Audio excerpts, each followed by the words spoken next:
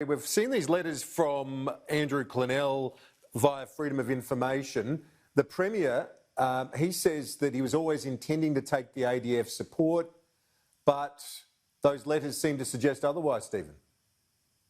Look, I think we're conflating two different time periods. And Andrew, last night, when he was discussing this on Sky, was very clear. These letters revolve around a later date than when Daniel Andrews said he was unaware. So Andrews was referring to one time period earlier in the process before they'd set it up. He answered a very specific question. These letters came after the Victorian government had actually written to the feds and said, can we have 800?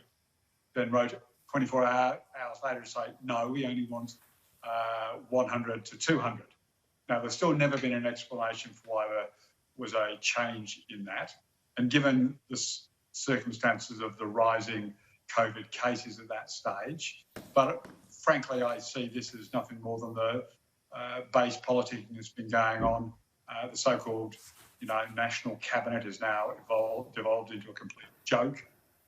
You've got letters being written by prime ministers and premiers that are being leaked left, right and centre to advantage themselves. So I don't take too seriously the fact that these letters exist because they simply confirm what was already happening. A discussion had taken place. The Prime Minister thought they should take more.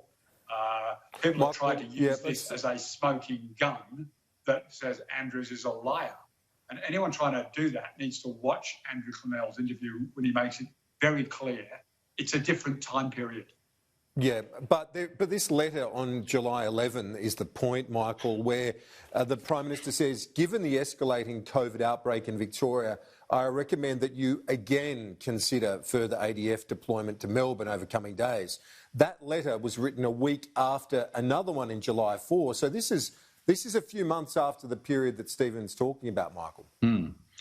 I got connected in time just to hear Stephen, by the way, Kieran. And look, Andrew Clennell, his stuff is just compulsory viewing. The stuff he's breaking on Sky is just telling us things that we didn't know.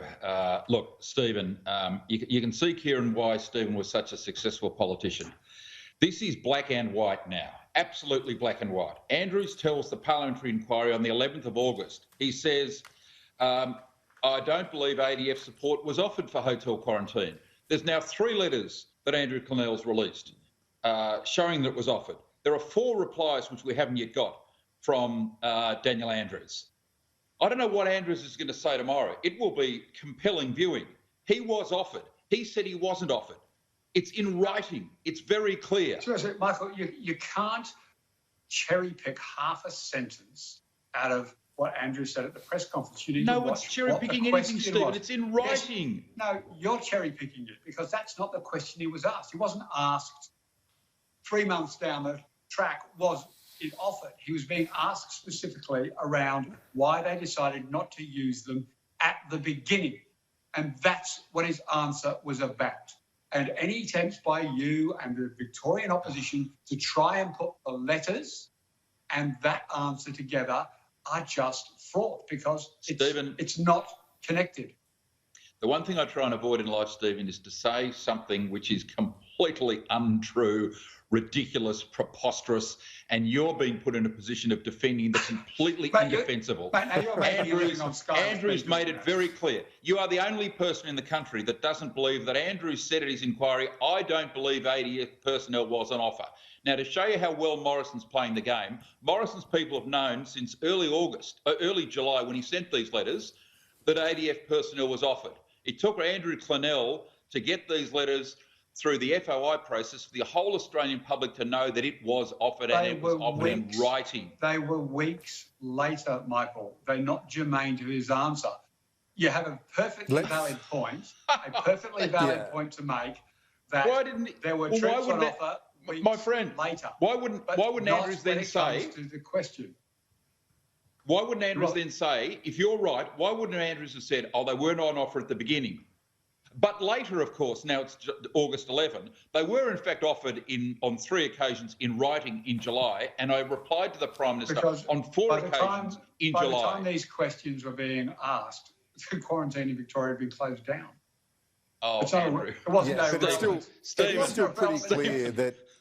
But Stephen, it's still pretty clear from this July 11 letter that the Prime Minister had to urge him again to consider further ADF deployment. He was basically saying, look, you've got to do this, get on with it.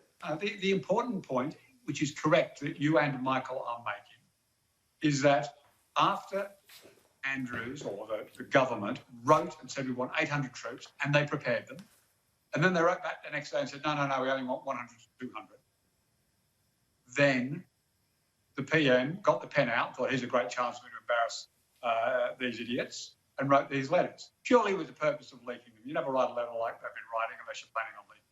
But let's put aside the basic... Well, it wasn't leaked, it was over FOI.